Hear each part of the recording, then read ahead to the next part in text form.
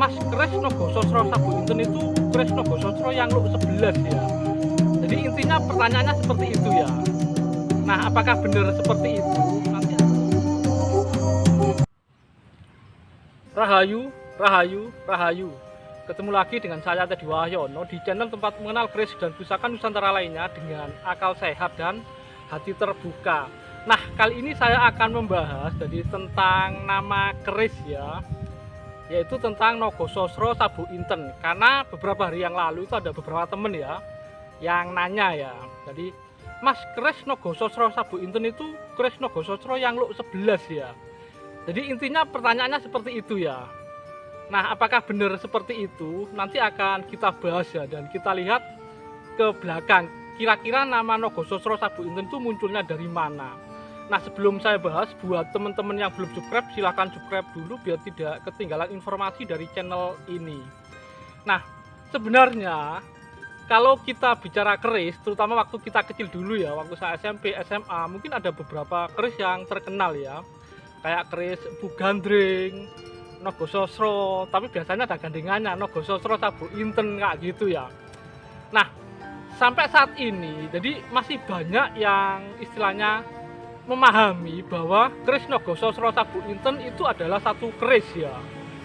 Bahkan ada yang bilang Nogososro yang lu 11 itu disebut Nogososro Sabu Inten ya.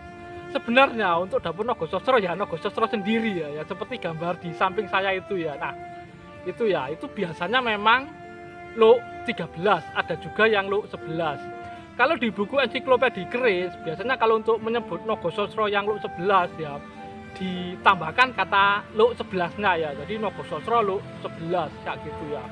Kalau ya Sabu Inten, ya Sabu Inten sendiri kan seperti ini ya, salah satu dapur keris lu 11 ya. Dengan ritikan yang bisa dibilang cukup lengkap ya. Jadi ada kembang kacang, dalen, lambe gajah ya. Terus ada sogokan 2 ya, dan greneng ya. Nah, jadi seperti itu ya. Nah, kalau istilah Nogososro Sabu Inten sendiri itu munculnya dari mana? Ini kalau saya dulu ya, memang biasanya keris-keris yang terkenal itu biasanya dari novel ya, cerita radio, kayak Bugandring dari Tutur Tinular itu. Dan kalau Nogososro Sabu Inten sendiri itu memang sangat populer ya, tapi itu populernya dari sebuah novel ya, jadi karya Pak S. Hamintarja ya. Di situ judulnya Nogososro Sabu Inten ya, itu sebenarnya kalau diceritanya adalah dua pusaka, itu dua keris sebenarnya, keris Nogososro dan keris Sabu Inten ya. Tapi karena banyak yang nggak baca novelnya, mungkin dari judulnya saja, saya dulu malah nggak tahu ada novel itu waktu SMP SMA, cuma taunya sering dengar orang bilang Nogososro Sabu Inten, Nogososro Sabu Inten, jadi seperti itu ya. Nah, kemungkinan besar memang dari novel tersebut, jadi banyak yang memahami itu dianggap satu keris, padahal sebenarnya itu adalah dua keris.